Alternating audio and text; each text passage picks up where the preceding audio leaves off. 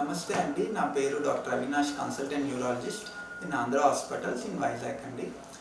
ఈరోజు నేను మన ఇండియాలో చాలామంది బాధపడేది ఫిట్స్, మూర్ఛ వ్యాధితో బాధపడుతూ ఉంటారండి. ప్రతి 100 మందిలో ఒకళ్ళకి ఇది వస్తూ ఉంటుంది.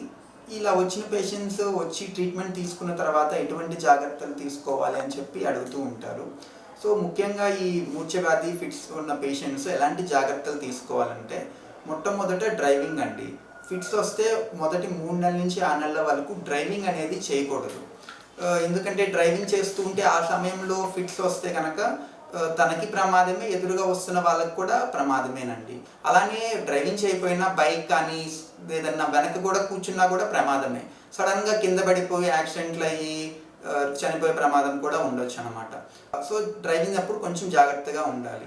అలానే సింగిల్గా ట్రావెల్ చేయడం అనేది కూడా ఇబ్బంది. రోడ్ క్రాస్ చేసేటప్పుడు కూడా పడిపోతున్నా ప్రమాదం జరగవచ్చు. సో ఇలాంటప్పుడు ఏంటంటే, ట్రావెల్ చేసేటప్పుడు వాళ్ళు ఒకటి ఎపిలెప్సీ కార్డ్ అనేది ఒకటి పెట్టుకొని దాంట్లో ఏమేమి మందులు వాడుతున్నారు, ఏం చేయాలి, ఎవరికి ఫోన్ చేయాలి అనేది ఒక కార్డ్ పెట్టుకొని ఉండటం మంచిదండి. అండ్ ఇంకోటి ముఖ్యంగా స్విమ్మింగ్ ఆర్ నీళ్ళ దగ్గరికి వెళ్ళటం కూడా ప్రమాదం. నీళ్ళల్లో వచ్చిన ఫిట్స్ వచ్చినప్పుడైనా, స్విమ్మింగ్ చేసేటప్పుడు వచ్చినా సరే ప్రమాదం అవ్వచ్చు. అండ్ ముఖ్యంగా సేఫ్ ఎన్విరాన్మెంట్ అనేది చెప్తారండి. అంటే నార్మల్గా ఇంట్లో జస్ట్ ఫిట్స్ వచ్చి పడిపోతే ఏం దెబ్బ తగలకపోవచ్చు. బట్ ఏదైనా ఎత్తు ప్రదేశంలో ఉన్నా, అక్కడి నుంచి ఏదైనా హైట్ ప్రదేశంలో ఉన్నా, అప్పుడు ఆ సమయంలో ఫిట్స్ వస్తే కింద పడితే ప్రమాదం జరగచ్చు అండి. సో హైట్స్ని, గోడల మీద కూర్చోవటము, ఎత్తు ప్రదేశాల్లో దగ్గర ఉండటం అనేది అవాయిడ్ చేయాల్సి ఉంటుంది. అండ్ ఇంకోటి స్మోకింగ్, మందు అనేది బాగా అవాయిడ్ చేయాల్సి ఉంటుందండి. వీటి వల్ల కూడా ఫిట్స్ రిస్క్ ఎక్కువ అయ్యే ప్రమాదం ఉండొచ్చు. అండ్ ఫిట్స్ మందులు వాడేటప్పుడు దానికి వచ్చే సైడ్ ఎఫెక్ట్స్ గురించి కూడా తెలుసుకుంటూ ఉండాలి. చాలామందికి ఫిట్స్ వల్ల ర్యాష్ వస్తూ ఉంటుంది, బోన్ వీక్ అయిపోతూ ఉంటుంది. సో దానికి కొందరికి సివియర్గా స్టీవెన్ జాన్సన్ సిండ్రోమ్ వచ్చి ఐసీయూకి కూడా వెళ్ళే అడ్మిట్ అయ్యే పరిస్థితి రావచ్చు.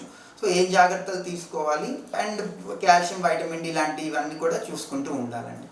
అండ్ ఈ మూర్ఛ వ్యాధి అనేది ఆడవాళ్ళలో చాలా కామన్గా ఉంటుందండి. ఆడవాళ్ళు ముఖ్యంగా వంట చేసేటప్పుడు ఫైర్ దగ్గర ఈ అగ్గిపెట్టె వీటితో ఎక్కువ ఉంటారు.